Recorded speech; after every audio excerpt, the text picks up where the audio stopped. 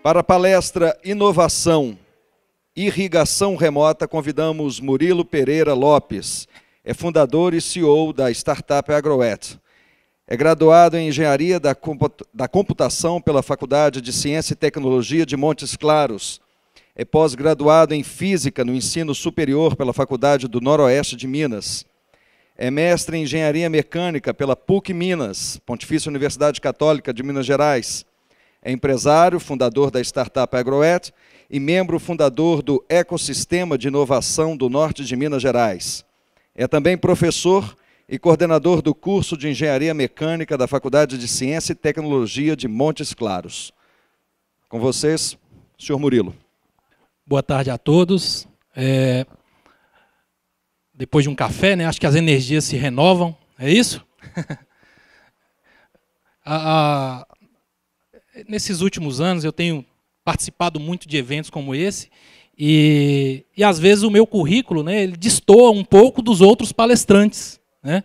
Geralmente os palestrantes são pessoas diretamente ligadas, né, com o currículo, né, diretamente ligados ao agro e quando o pessoal lê o meu currículo, né, fala engenheiro de computação, mestre em engenharia mecânica, né, acaba destoando um pouquinho e aí eu tenho que contar o porquê disso, né?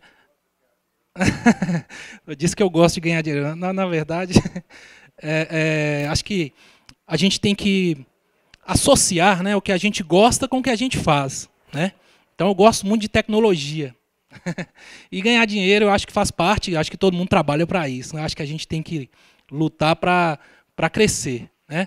Mas, então, eu, na verdade, enquanto engenheiro de computação, né, eu sempre desenvolvi muitos projetos, sempre fui muito ligado à inovação. Tem mais essa pegada da inovação e estou mais ligado nesse meio de startups, projetos, produtos universitários que surgem ali, pelo fato até mesmo de ser professor, né?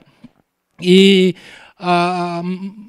aproximadamente, deixa eu controlar meu tempo, aproximadamente em setembro de 2015, eu sou lá de Montes Claros, norte de Minas, não sei se todos aqui conhecem a região lá, uma região muito rica, por sinal, muito bacana, e por lá, lá tem um evento anual, né, que chama Feira da Indústria, do Comércio, chama Fenix, né? E eu estava lá na Fenix apresentando um projeto sobre uma comunicação remota que a gente estava fazendo e a cidade lá estava sofrendo um período de tremores de terra. Não sei se vocês já ouviram essa história lá da região também, né? E nós desenvolvemos lá na época um sismógrafo com comunicação remota. Ou seja, o sismógrafo estava lá no campo, num local extremamente rústico, né? Sem nenhuma tecnologia aparente, e a gente fazia a comunicação por meio de um aplicativo de smartphone, e aí passou um agricultor, na verdade ele nem é agricultor, ele é um empresário do setor agroindustrial, ele trabalha então com automação agroindustrial, ele passou e viu e olhou o aplicativo e falou, você consegue comunicar com o seu sismógrafo lá na Serra do Mel, lá na região rústica, lá, um terreno totalmente abandonado, entre aspas, né? Eu falei, sim, ó. A gente usa uma tecnologia aqui, um sisteminha embarcado, né? Tem um sistema lá que é o sismógrafo, e aqui a gente trabalha com computação em nuvem, com um sistema voltado com essa novidade que eles chamam de internet das coisas e tudo mais.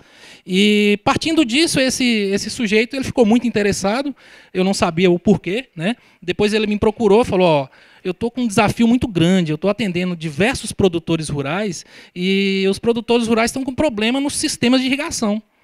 O sistema de irrigação, quando existe, e são poucos, por incrível que pareça, né? São poucas pessoas ainda que utilizam a irrigação, né? E os poucos que usam não conseguem utilizar da melhor forma possível, nem da melhor forma correta. Tá? E aí ele falou, ó, eu preciso de alguma coisa para controlar. Aí eu falei, liga para o agricultor aí. Ele ligou na minha mesa, lá na minha sala da faculdade, ligou para o agricultor chamado Lucas lá, ele tem uma fazenda próxima à cidade de Bocaiúva, Engenheiro Navarro, aquela região subindo de Montes Claros, descendo de Montes Claros, né, pela localização geográfica, para BH, e falou, ó, marca com o Lucas, chama o Lucas aqui, vamos conversar com ele. E aí o agricultor não podia ir. para conversar comigo, porque teve que ir lá na fazenda para poder acionar o sistema de irrigação, que era um sistema analógico, e o caseiro não conseguia fazer a programação. Aí eu falei, o empresário, né, Gelson, eu falei, Gelson, você tem tempo, cara, vamos pegar o carro e ir lá nessa fazenda agora? Ele falou, vamos. Peguei o carro, chamei um outro engenheiro, um amigo meu, subimos para a fazenda do Lucas, e chegando lá foi exatamente o que a gente ouviu por telefone, né? O agricultor estava em Montes Claros, teve que deslocar para a fazenda para poder ligar o sistema de irrigação, porque há 2 dias não estava funcionando, porque o sistema era analógico e o caseiro não sabia operar o sistema, ele não sabia ir lá e fazer a programação do sistema dele. E a partir daí a gente começou a desenhar uma solução para esse agricultor, né? Então vamos desenhar uma solução para fazer com que ele remotamente consiga acionar essa agricultura. E aí a gente foi batendo papo, né? Estava lá na fazenda dele, eu percebi algumas antenas, falou, você tem internet aqui? Ele falou, tenho. Eu falei, bacana, como é que você usa essa internet? Ele falou, não, na verdade eu não uso, meus filhos que utilizam, porque sem internet eles nem vêm para cá mais, então eu tive que pôr a internet para o pessoal vir, para as crianças virem, para eles se sentirem mais atraídas, né? Eu falei, bacana, mas aí eu já estava pensando na internet para a nossa solução, né? Bom, e a partir daí, então, é que eu me localizei nesse meio, né? Falar de agro, falar de irrigação, né? Então, na verdade, a partir desse ponto, eu me encaixei um pouco, e por isso que o meu currículo destoa, mas, na verdade, eu estou envolvido nisso há mais de 3 anos, trabalhando efetivamente. Né? Então, a nossa empresa, na verdade, é uma startup, né? Como eu falei, a gente é muito ligado na pegada da inovação, do empreendedorismo, e eu acho que isso é fundamental, principalmente para o campo, né? Nós precisamos fazer com que o agricultor enxergue que a inovação é importante. Tá? Então, projetos como startups, ele é de fundamental importância, porque a solução sai rápida e o resultado é imediato. Né? E é isso que o agricultor, muitas vezes, está doutrinado a fazer. Ele gosta de enxergar o resultado rápido. Se eu estiver mentindo, quem é agricultor pode falar. Né? Bom, então, aí, para contar a história, é claro que esse número, acho que vocês já devem ter ouvido aqui, eu cheguei à tarde, né, não pude participar das outras palestras, né, mas uma média mundial, que 70% da água utilizada no mundo, né, é utilizada na agricultura, isso é uma média, enfim, cada região mundial e cada região de um país também tem médias diferentes, tá, efetivamente falando, né, mas é um número que a princípio nos assustou, depois a gente foi entender melhor, né, então a gente tem que ter cuidado também, às vezes a gente vê um número e a gente assusta. Né? O professor que estava aqui, acho que foi o João Luiz, falou a questão da quantidade de água para fazer um quilo de carne, foi isso, né? 16 mil litros. Né? E assim, como eu sou provindo de tecnologias especialmente voltadas para a indústria de uma forma geral, a gente assusta, mas a gente tem que aprofundar um pouco melhor nesses números. Né? Geralmente, esse aprofundamento é feito medindo-se a eficiência disso. Né? Então, eu estava fazendo um trabalho há uns anos atrás em uma empresa que fabrica calça jeans. Né? Para fabricar uma calça jeans, gasta-se 11 mil litros de água também.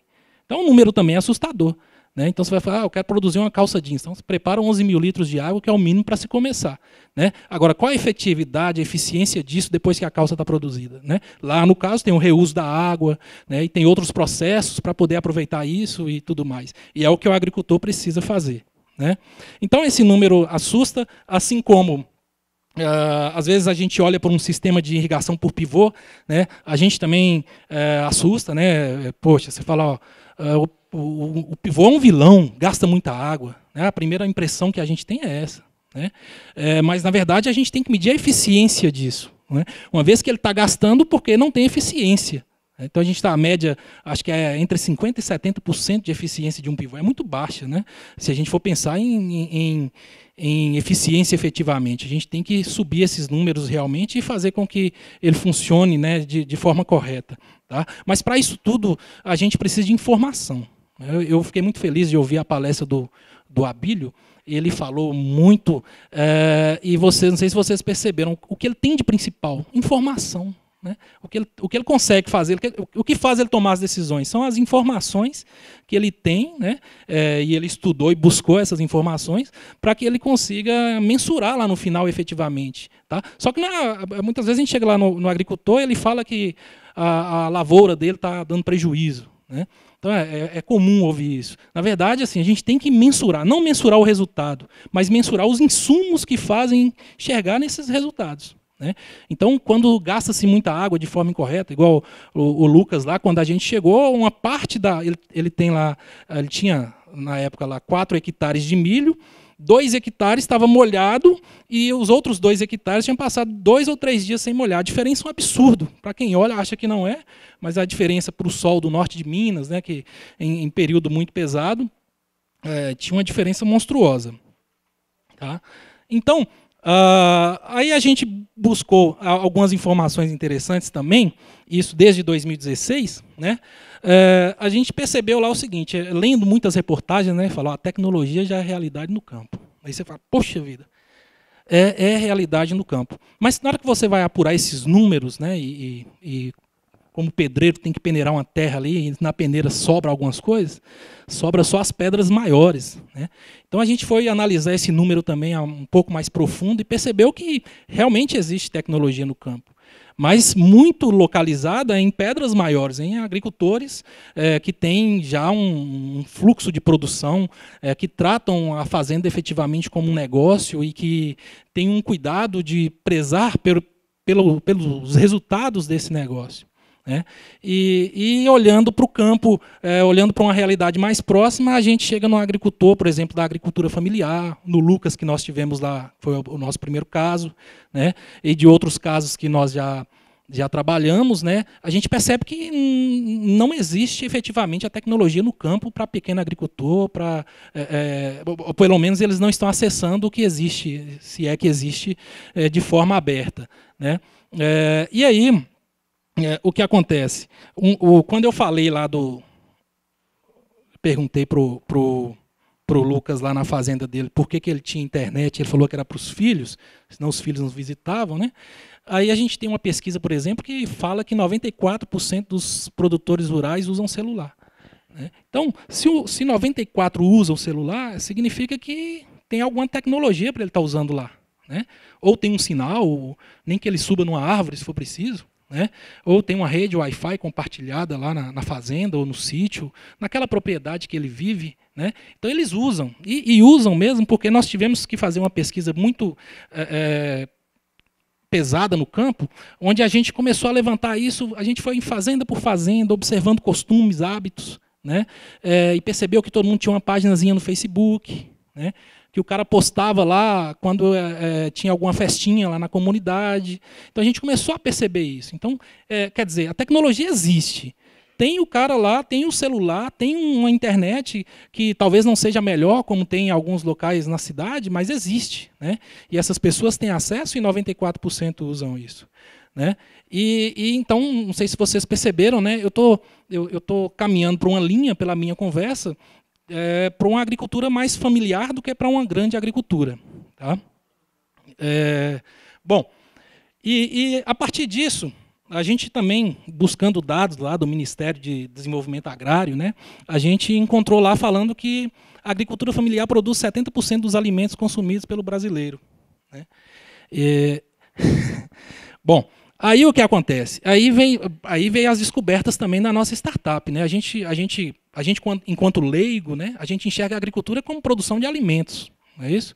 E a agricultura, na verdade, a gente descobriu que ela é multifuncional. Né? Então, é claro que para a gente, a nossa visão era um pouco destoada da realidade. Então, a gente visitou algumas usinas de canas-de-açúcar. Né? Aí a gente começou a perceber que algumas usinas fabricavam, na verdade, mais álcool do que cana-de-açúcar. Né? A gente foi visitar algumas fazendas que trabalhavam com milho, mas com milho em busca de um biocombustível. Né? Então, a agricultura em si ela não é só alimento. Né? E acaba que a agricultura familiar ela acaba tendo um papel muito grande mesmo na sociedade, uma vez que a agricultura familiar, talvez o foco dela seja alimento. Né? Assim, o foco principal dessa familiar, digamos assim. Né? E todos os outros agricultores e grandes fazendas também são importantes para o contexto e para o mundo agro em si. Né? Bom, só que nessa mesma perspectiva, né, a gente percebeu que, mesmo assim, né, aquele raciocínio inicial que eu falei, né, quando você vê lá uma propaganda, um drone fazendo mapeamento numa fazenda, quando você vê um sujeito lá com um tablet, sei lá, mapeando pragas, alguma coisa assim, esse cara ainda não chegou para o pequeno, para o médio, para a agricultura familiar, efetivamente como deveria chegar, né? Então, essas tecnologias existem, sim, né? Porém, esse pequeno, esse médio, ele não conseguiu ainda ter acesso por N motivos. Não vou listar os motivos, porque tem muitas coisas que envolvem essa vertente, né? Até mesmo porque o pequeno agricultor ele caminha muito na linha do São Tomé, né? Ele quer ver para crer, ele tem que enxergar e fazer a coisa, ele tem que ver a coisa acontecer, ele não consegue, às vezes, ser convencido por números, né? E por pesquisas. Tá? Bom, mas com essa linha, e pensando nesse contexto, e nesse universo que eu falei para vocês, né? Essa equipe que eu criei lá resolveu criar um sistema para contribuir, né, para tornar essas áreas mais produtivas, digamos assim. E aí surgiu a ideia, foi uma ideia que surgiu dentro da sala de aula, né, dentro de um laboratório, efetivamente. Nós ficamos por 6 meses desenvolvendo um sistema capaz de fazer um controle mais rigoroso de um sistema de irrigação, isso de forma remota. Tá? Então, nós entramos, colhemos essas informações, visitamos diversas fazendas, fomos para o... A gente chama lá na computação de ir para a caverna, né? Fomos para a caverna, fomos para o laboratório. No laboratório, nós desenvolvemos um sistema embarcado, né? E utilizando tecnologia móvel, né? De um smartphone, tablet, ou a própria web em si, em um PC, em um computador, nós desenvolvemos um sistema, inicialmente, né? Lá em 2016, a função dele era controlar de forma remota sistemas de irrigação. Tá? Foram feitos testes, assim como lá na historinha do sismógrafo que eu contei antes, né? A gente ficou fazendo testes, muitos testes, e percebeu que o negócio funcionava bacana, né? Falou, ó, estamos usando aqui tecnologias de baixo custo com efetividade elevada, né? Então vamos fazer um MVP. O MVP é um mínimo produto viável. O que é isso? Vamos selecionar um agricultor para a gente poder testar isso. Né? Então, num raio lá em Montes Claros, na região rural, né, num raio de 30 quilômetros, selecionamos um agricultor, e esse agricultor ele começou a testar essa solução. Tá? E aí nos surpreendeu mais ainda, porque a rigidez do sistema estava muito bacana, o sistema rodou muito bem, né? E com muita segurança. Né? A princípio, lá naquela época, a gente controlava os tempos de irrigação. E o smartphone, o sujeito com o aplicativo na mão, ele marcava lá, ó, eu quero que aquele talhão ali seja irrigado das 16 às 16h30, que era o que o sistema analógico lá do Lucas faz muito bem. Aí, a partir daí, foi feito esse trabalho, né? O sistema funcionou, e o Fabrício começou a se tornar o primeiro caso para ser contado, né? E essa ferramenta foi evoluindo, tá? Essa ferramenta Agroet, né? Hoje nós temos um sistema muito interessante, ele está cada vez mais completo, né? Porque as pesquisas não param. Tá? Mas o sistema hoje, além de controlar a irrigação, ele ajuda a fazer a gestão da produção do agricultor. Né? Ele consegue trabalhar mapeamento de pragas, né, também de forma remota. O agricultor ele lança uma equipe de campo, a equipe de campo sai lá com um smartphone, né, para poder fazer alguns registros, e a gente tem também os sistemas de registro automático. Então, nós temos um sistema embarcado, né, que é espalhado na área produzida, na área de produção do agricultor, e esse sistema consegue comunicar em tempo real com a central, né, que é o nosso sistema embarcado em si, que é a nossa case. Né.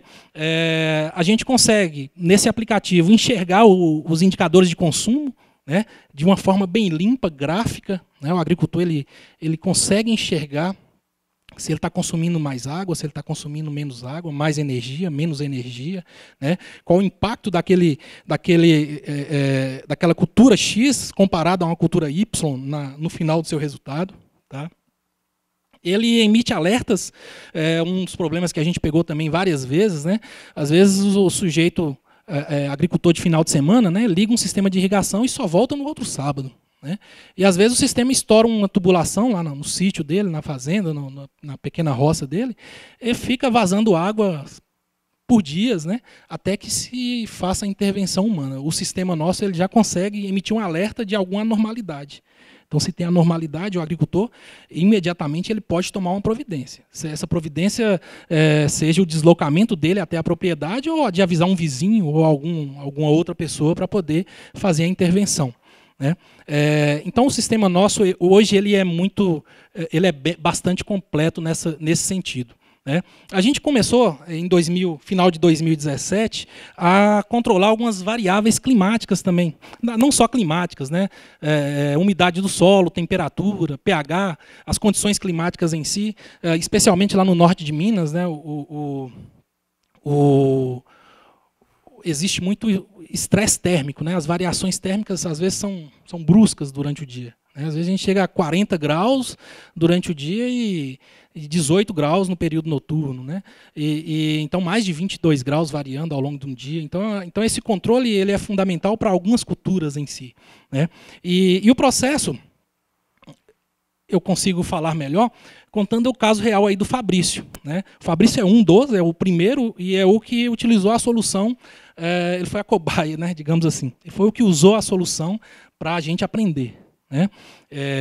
Então ele não pagou por ela e inclusive ele tem muitos bons resultados em função disso. Então o Fabrício é um típico agricultor, pequeno agricultor, né? Ele atua na agricultura familiar, atualmente ele produz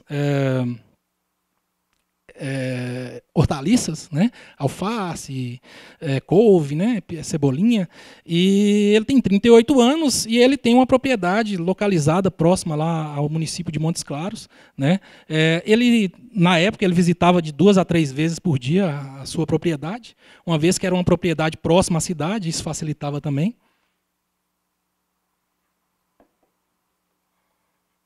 E assim como todo pequeno agricultor, o Fabrício efetua as vendas ele mesmo, né? Ele produz, ele colhe e ele efetua as vendas.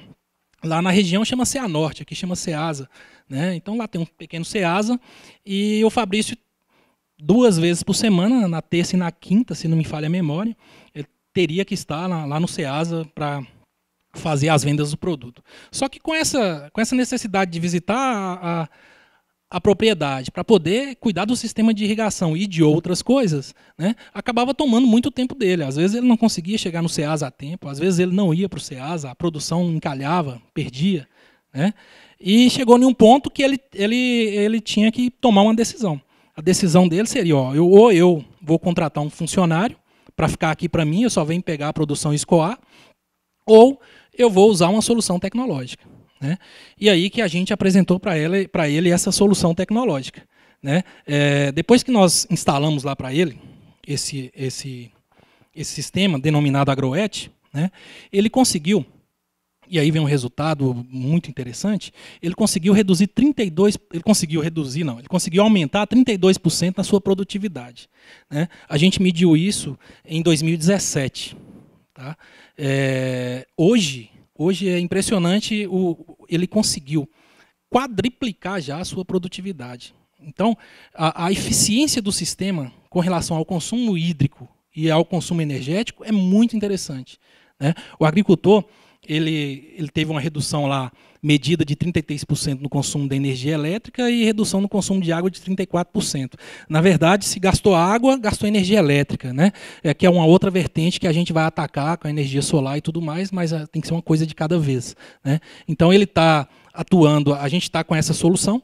Ele, então, hoje, ele quadriplicou, né, a sua produção, ele produz hortaliças e ele conseguiu quadruplicar a sua produção consumindo 18% a mais de água do que ele consumia antes. Então, aí você fala, mas ele aumentou o consumo? Na verdade, ele aumentou o consumo, mas aumentou significativamente a produtividade.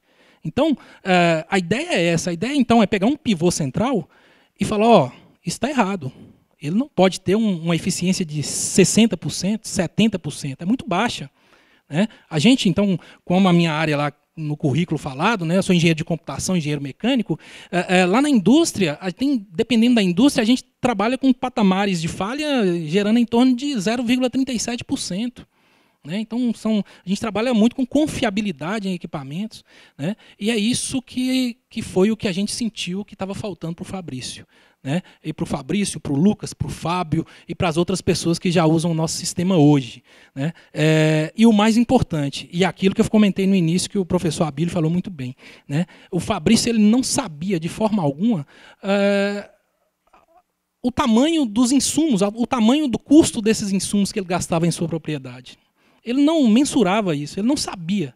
Ele sabia, ele achava que ele entrou com uma plantação de X e vai vender tal coisa e o lucro vai ser Y. Ele pensa mais ou menos assim, ele pensava pelo menos assim. Né? E cercado dessas informações, e o nosso MVP2, que é a estação meteorológica, os sensores de umidade, que está sendo feito com ele também, né? A gente está entregando para ele essas informações, falando bem assim, ó, você está consumindo mais água tal dia da semana, você está... esse talhão aqui da sua propriedade, ele está encharcado, tem um erro. Né? Ou seja, você tem que trabalhar no manejo da sua irrigação. Né? E aí ele começou a enxergar, falou, poxa, isso aqui é um negócio, isso aqui não é um sítio de final de semana. Né?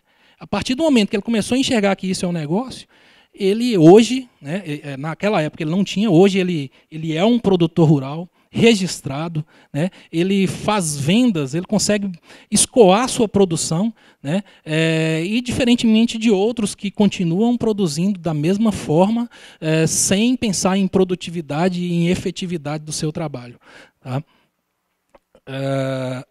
Nós temos outros casos, né? Aqui, por exemplo, é o Fábio. O Fábio é um outro agricultor que fez um trabalho bacana lá na propriedade dele.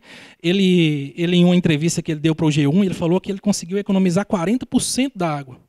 Né? E o mais interessante, às vezes eu coloco a visão do Fábio, porque o Fabrício é o nosso MVP, a gente está lá todo dia, então ele está percebendo que ele tem que produzir, que ele tem que registrar. E o Fábio, a gente só entregou o produto. Né? E o Fábio mensurou. Então, ele parou para medir a quantidade de água que ele economizou. Né? E isso que é importante. Então, ele tá começando a sentir, falou, esses insumos têm algum valor, eu tenho que controlar isso. Né? E lá na nossa região, chega um período de seca, principalmente lá é semiárido, que é um período bastante crítico. Bom, o tempo está acabando, vou falar um pouco então da timeline aqui da nossa startup. Na verdade, o projeto em si iniciou em fevereiro de 2016, né, nessa faculdade que chama FACIT, que é a Faculdade de Ciência e Tecnologia de Montes Claros. Tá? É uma foto muito pequenininha ali, mas ao fundo é uma maquete que nós fizemos, colocamos no laboratório e deixamos rodando a vazio durante 4 meses. Ela ficou rodando. No começo falhava, né? Você ia lá e corrigia, ia lá no programa de computador, corrigia a falha, né? Até que a gente chegou em um ponto bacana em que o programa estava funcionando muito bom. Depois que a gente conseguiu rodar isso, em outubro a gente fez uma primeira apresentação aqui em Belo Horizonte, em uma feira de ciências e inovações tecnológicas do CREA. Acho que eu vi até algumas pessoas do CREA aí, né? A FACEntech. E lá na FACEntech foi um sucesso. Aí, até então, a gente nem percebia que poderia ser um projeto de sucesso em si. A gente estava pensando numa solução para um agricultor. Né? A partir daí, foram 4 meses muito intensos. Né? A gente entrou em um programa de aceleração do sistema FIENG. Esse programa chama FIENG Lab, tá? Um programa que aconteceu aqui em BH, na verdade em Nova Lima, né, lá no edifício Atmosfera. Nós ficamos durante 1 ano aprendendo o que é um negócio, aprendendo a desenvolver isso, a identificar o nosso cliente. Né, e foram uma seleção, assim, entraram 1.820 para selecionar 100, das 100 chegaram 15 na terceira etapa, que foi até onde a gente conseguiu sobreviver. Então, de 1.820, nós chegamos, né, desculpe, a gente chegou ao 8º lugar, na verdade, mas ficavam só 5 para a última etapa. E nesse meio tempo, a gente também conseguiu entrar em um outro edital do Banco do Nordeste. Né, o Banco do Nordeste lançou um edital público para fazer uma missão em Israel. Israel, todo mundo sabe, é uma região árida, crítica, onde a irrigação tem algumas inovações bastante produtivas. Né? Então, a gente conseguiu ganhar esse edital. Então, nós deslocamos para Israel. E lá a gente conheceu uma realidade diferente. né? Claro que são características diferentes, de um país diferente, com um clima completamente diferente, mas muita coisa boa pode ser aplicada aqui no Brasil, né? Então, lá, por exemplo, o caminhão já chega com a água fertilizada na quantidade correta e é distribuída pontualmente de forma subterrânea, né? Chama irrigação localizada subterrânea. Então, um negócio fantástico. Tá? Aqui, talvez a gente não precise disso. O país, as condições climáticas, a condição econômica, né? Talvez não permita fazer isso. Mas a gente pode aproximar disso, utilizando as tecnologias existentes, né? Uma vez que, chegando em Tel Aviv, por exemplo, Tel Aviv, em projetos de inovação per capita, é o segundo do mundo, né? Só perde para o Vale do Silício. Então, isso foi fundamental e importante para a gente compreender essa realidade da agricultura internacional, né?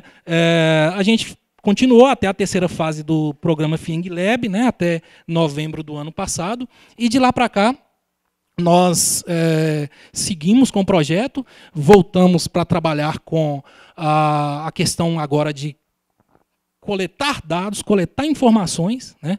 E eu vi também, achei muito bacana a apresentação do Senar, né? Falando do trabalho feito aí diariamente no campo, né? Buscando levar informação para esse homem do campo, né?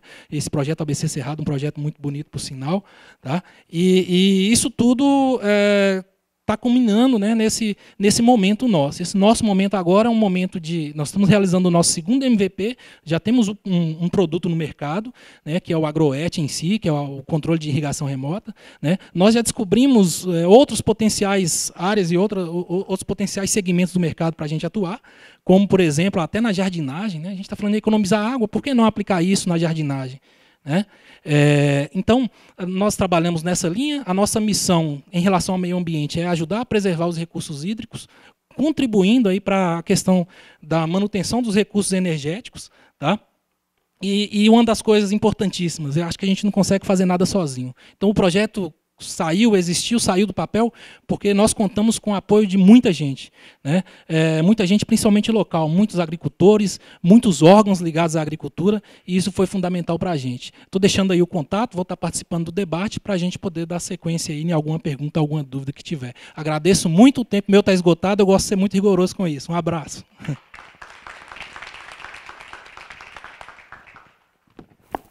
Obrigado, Murilo. Agora, então, vamos passar à parte final do evento de hoje, que é o debate.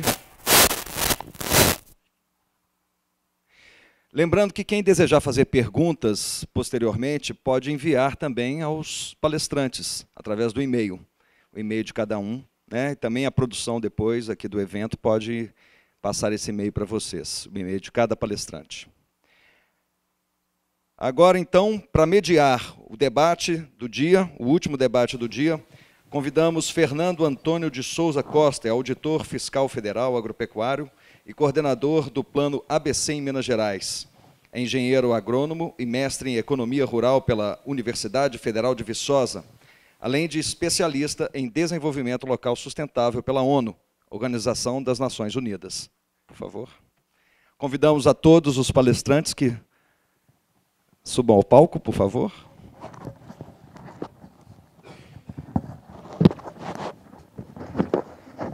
Teremos um debate de cerca de 15 a 20 minutos.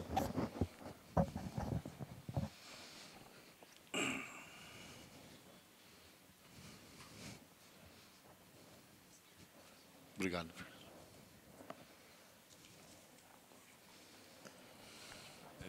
Bom final de tarde a todos. Antes, eu gostaria de registrar aqui meus agradecimentos à Ana Paula e sua equipe por esse evento e pelo convite de vir aqui mediar esse final dos trabalhos. E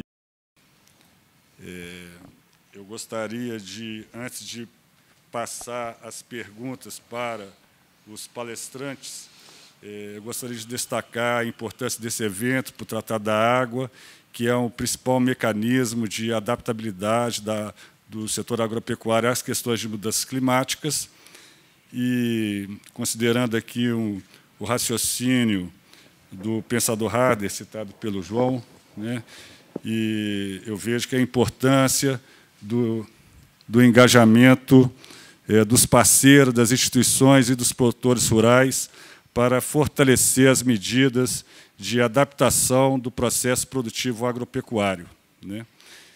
Porém, o nosso desafio que coloco também para os palestrantes é como articular, como mobilizar e como organizar os trabalhos técnicos para aumentar o número de produtores que adotam as tecnologias, tanto as tecnologias agropecuárias quanto a tecnologia digital, que foi colocada aqui pelo Murilo agora, e as boas práticas agropecuárias, né, citadas pelos palestrantes, para uma produção sustentável e que caminhe junto com as demandas dos consumidores, tanto os consumidores internos quanto os consumidores internacionais, que solicitam menor impacto às questões ao meio ambiente.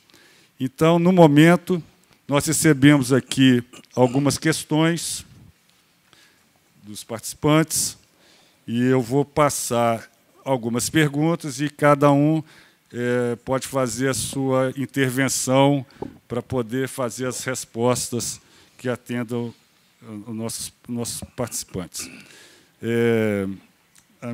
A primeira pergunta aqui, ela vai para o Abílio, é do José Alberto Pires, nosso colega Chapecó, da Emater Minas Gerais, que ele pergunta sobre a questão da integração lavoura e pecuária, se a integração lavoura e pecuária não seria uma melhor alternativa para suas propriedades em Goiás. Quer dizer, você está tirando aqui o componente florestal, né? É o seguinte... Tá dando para... Tem que chegar mais perto. Alô, alô? Bem, melhorou? Bem, é o seguinte, está muito dentro do meu perfil. Eu falei que eu não gosto, tenho um perfil avesso a risco. Eu vejo a agricultura de grãos como atividade de risco.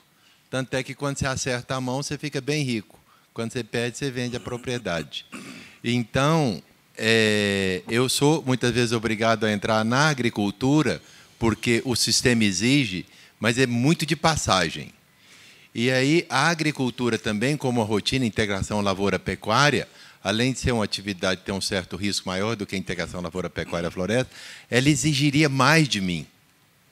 E aí, o que acontece? O que eu estou fazendo hoje na outra fazenda, que me facilitou muito em relação à anterior?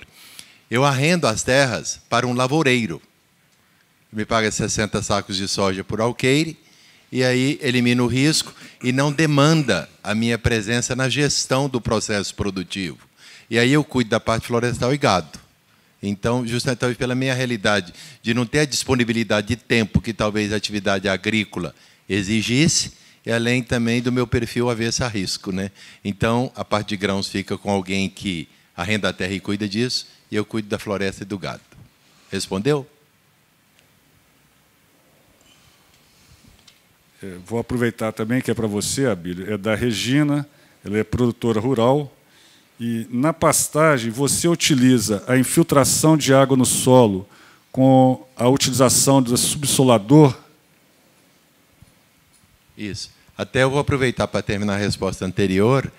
Da integração lavoura-pecuária, integração lavoura-pecuária-floresta, eu tenho a seguinte visão. Integração lavoura-pecuária é uma tecnologia, sem dúvida nenhuma, para o lavoureiro. Integração lavoura-pecuária-floresta, do meu ponto de vista, é uma tecnologia para o pecuarista, de leite e de corte. E eu acho que mais na frente vai evoluir aí. Acho que a Regina me fez essa pergunta antes, ela está aqui ou não? Acho que não, ela me falou. É o seguinte, eu não faço, sabe, normalmente no pasto degradado, eu entro num preparo normal para plantio de soja, né, que a gente faz. Hoje até o pessoal inicialmente fazia gradagem, hoje está quase para minimizar, faz o plantio direto, disseca ali aquela pastagem e planta em cima. Talvez pelas características do nosso solo lá, dê para fazer isso. O nível de compactação não é tanto a ponto de exigir uma subsolagem.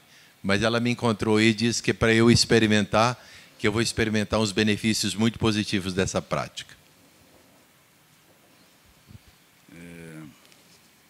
O José Eduardo, ele colocou uma pergunta endereçada ao João. Tá, João? Quero que você veja se se o assunto está ligado a você mesmo. A ILPF pode ser implantada em áreas de floresta nativa degradada, com utilização de plantio de árvores nativas na região, Mata Atlântica. Caso positivo, o sistema poderá ser lucrativo? Eu acho que é para Eu acho que foi errado, né? Eu acho que é para você também, viu, Abílio? E falou que é para ele, eu não prestei atenção. Repete aí. A ILPF pode ser implantada em áreas de floresta nativa degradada, com utilização de plantio de árvores nativas da região, Mata Atlântica. Caso positivo, o sistema poderá ser lucrativo? Isso. Eu gosto muito das nativas, sabe? Mas o processo tem uma dificuldade da legislação na hora da exploração, né? O angico é uma espécie que eu aprecio muito, mas às vezes você pode ter uma dificuldade da velocidade do desenvolvimento, que aí aquilo ali vai te atrapalhar você entrar com gado na área, né? E também uma futura comercialização pode ter alguns impedimentos legais, embora as pessoas do ambiente falem que hoje já está bem resolvido isso, não tem mais problema. Mas o principal, talvez, é a velocidade do desenvolvimento. Aí você teria que ter um custo adicional de proteção dessas árvores nativas, porque elas vão exigir mais tempo para que o gado não as danifique. Nós temos mais uma pergunta para você, Abílio, mas eu vou passar antes aqui para o Murilo. Te fazer uma pergunta seguinte, Murilo. Você falou ali que 94% dos produtores têm celular na propriedade.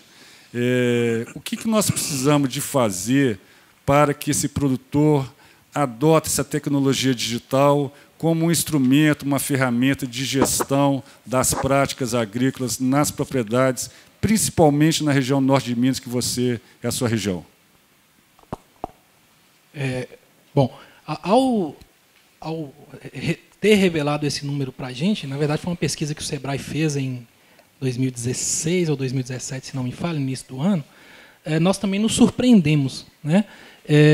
E o que eu percebo é o que está faltando bom, para você fazer uso de qualquer tecnologia, geralmente tem que fazer sentido para você. Você tem que ter informação e tem que fazer parte do seu cotidiano aquilo que está sendo visto nesse instrumento de tecnologia, que no caso é um aparelho de smartphone, né? Então, a informação que chega para o agricultor é que ele precisa ter um smartphone para ele usar o Facebook ou para ele usar o WhatsApp.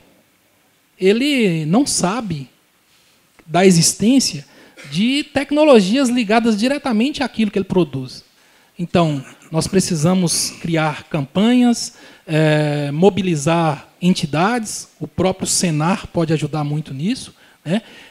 De falar, existe um aplicativo aqui que você pode usar no seu smartphone para controlar o uso da água da sua propriedade.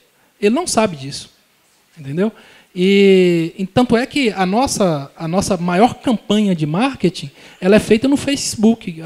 Não sei se alguém já buscou informações sobre essa nossa startup.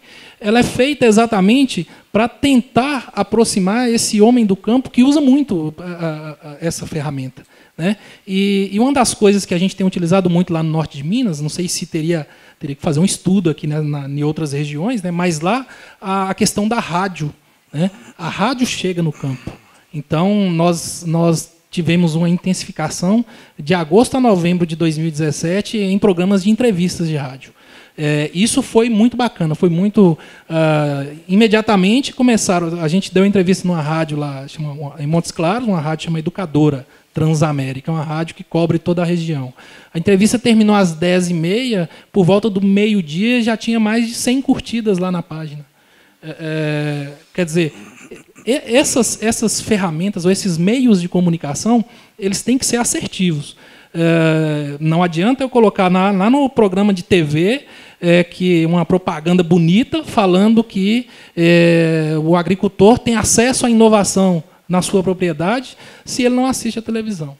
Então, eu pude vivenciar mais ou menos isso nessa caminhada até agora. A gente tem que encontrar os caminhos para essa informação chegar lá na propriedade rural, que nem sempre são os tradicionais, como nós da cidade estamos acostumados. Né?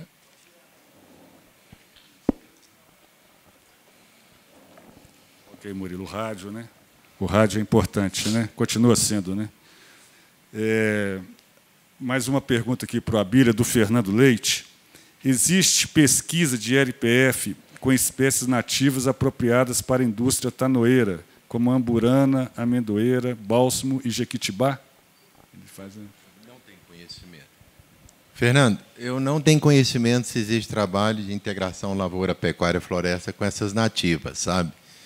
E o limitante que eu vejo, normalmente, da característica principal das nativas é a velocidade de desenvolvimento.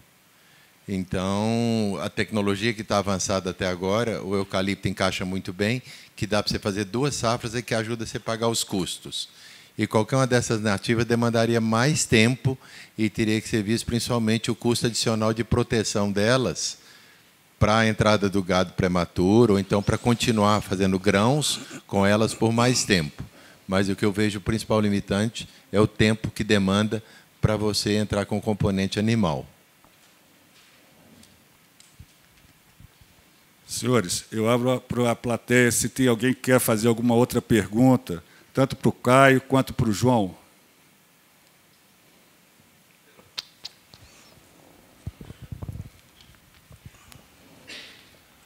A gente vai, então, essas 2 perguntas, encerra, porque nós já estamos com o avanço da hora, e a gente conclui, então, com o Leandro e com o Zé. José Mário, da EPAMIG. João, com relação ao tema que você abordou, da pegada hídrica, é uma preocupação e 2 provocações. Uma preocupação com relação quando a gente fala o gasto, uso, consumo, isso confunde um pouco quando a gente quer comunicar para a sociedade, que predominantemente mora nos centros urbanos, e às vezes não entende muito o que é o ciclo hidrológico natural, né? E aí eu queria deixar 2 provocações. Uma que nesse cômputo do uso da água tem um cálculo que não é levado em consideração, que são os grandes reservatórios de água que nós temos, e a gente tem uma perda de água muito grande nesses reservatórios. Ou seja, a indústria ou o setor de produção de energia hidrelétrica, ele também, de alguma forma, estaria gastando essa água, porque a gente está perdendo essa água para a atmosfera, nessa evaporação que ela é muito intensa nesses reservatórios de água, né? As grandes barragens que a gente tem no Rio São Francisco e outros rios. E com relação ao cálculo da pegada hídrica, se a gente fosse pensar desde a precipitação até a produção de grão ou de carne, eu acho que a gente tinha que considerar também como é que é a dinâmica dessa água no perfil do solo. Se a gente tivesse estudos com relação à dinâmica da água subterrânea, como é que essa água está se comportando, a água subterrânea, né? Ou seja, tem sistemas que vão ser mais eficientes na infiltração de água e diminuição da evapotranspiração, e vai ter sistemas que vão ser menos eficientes. Se a gente conseguisse fazer esse cômputo geral e comparar um sistema natural, que tem o seu ciclo hidrológico, e um sistema com uso e ocupação antrópico, aí sim eu acho que a gente poderia ter uma informação mais útil e com base mais científica para a gente comparar esse balanço do uso da água nos diversos sistemas de produção que a gente tem. Então, eu fico um pouco preocupado com esses números que a gente gera, tanto do uso da água entre os setores, porque eu acho que alguns a gente não está considerando isso, e acredito eu que essa ideia entre separar a agricultura, setor agropecuário, consumo nas cidades, industrial, como isso pode ter sido gerado em país de clima temperado e não de clima tropical, eles não têm tanta perda de água nesses grandes reservatórios igual a gente observa aqui no Brasil. E a outra questão é exatamente esses números que saem com relação à pegada hídrica. Obrigado. Tá. Com relação à comunicação com a sociedade, eu acho que, na verdade, nós temos que encontrar uma palavra certa para usar para falar isso. Eu estava até falando isso com alguém ali fora. Falar que é consumo, qualquer um vai entender que você consumiu, que você acabou com aquilo. Né? Você consumiu, então quer dizer que você acabou com a água. A terminologia deveria ser mudada. É é um investimento, é uma aplicação necessária. Olha, eu preciso aplicar 17 mil litros para obter 1 quilo de carne, ou 16, 11 mil para obter uma calça jeans. Tem que usar uma terminologia que não passe a ideia de que você acabou com aquela água. Porque se isso fosse verdade, a gente não tinha mais água, na verdade, né? Se você pegar tudo que a gente já produziu de carne só nos últimos 10 anos, por exemplo, só isso aí já teria esgotado todos os reservatórios de água. Em relação ao que você falou dos reservatórios, ele é computado não na produção de alimento, ele é computado na produção de energia elétrica. Você está falando de reservatório de usinas hidrelétricas, ele é computado. Então, existe uma pegada hídrica da geração de energia elétrica. Como eu disse, todos os produtos deveriam calcular a sua pegada hídrica. Né? A produção de um sapato, de uma calça jeans, de um smartphone, a produção de um chip que vai nesse aparelho consome 15 mil litros de água também, o mesmo de 1 quilo de carne. Então, todos eles têm a sua pegada hídrica, que elas são independentes. Você calcula a pegada da sua cadeia produtiva, o que interfere na sua cadeia. E você decide o que vai entrar ou não, dependendo do impacto que aquilo tem lá dentro. O cálculo não é fechado, o cálculo é aberto. O cálculo que vale lá na Europa não vale para o Brasil. Você não pode usar as mesmas variáveis. Por isso que isso causa tanta discussão, por isso que no Brasil ainda não foi definido qual é a pegada hídrica. Se você pegar aquele livro, aquele manual de pegada hídrica do Hoekstra lá que eu falei, lá tem médias globais, mas são médias globais, é só um ponto de referência. Só para você olhar e falar assim, nossa, a média global é essa, e vamos ver, vamos fazer a nossa aqui, vamos ver quanto que dá. Só serve para isso. Em relação ao que você falou do solo, da infiltração, da água, isso são variáveis que deveriam entrar no cálculo. Uma produção, por exemplo, no semiárido, uma produção de leite numa região do semiárido, se você for fazer esse tipo de cálculo que você falou, tanto de infiltração, de evapotranspiração, não é minha área, estou falando porque eu li sobre isso, vai ser muito diferente de uma produção que eu tiver na região sul, por exemplo, lá no Rio Grande do Sul, que tem uma cobertura de vegetação maior, segura mais a água. Então, são variáveis que devem ser consideradas dentro do cálculo. Eu só acho curioso, assim, eu falo com um produtor rural sobre a necessidade de economizar água ou de melhorar a qualidade da água, eu percebo uma resistência dele em relação à mudança desses paradigmas. Quando eu falo com níveis mais científicos, técnicos, universitários, dei uma dei um curso há um tempo atrás para o Centro de Educação Tecnológica Paula Souza, para professores, e falei sobre esse mesmo assunto. A resistência deles foi os questionamentos dele foi esse mesmo que você colocou. Pô, mas se eu for considerar desse jeito, daqui a pouco eu paro de produzir alimento. A gente só tem que arrumar a forma correta de comunicar isso com a sociedade e com o produtor. Não sei se eu respondi tudo que você perguntou. Ok. Nós vamos agradecer o João. Eu vou passar a última pergunta para o Leandro, do Cicobi Crediminas. Faça favor, Leandro. Microfone para ele, por favor.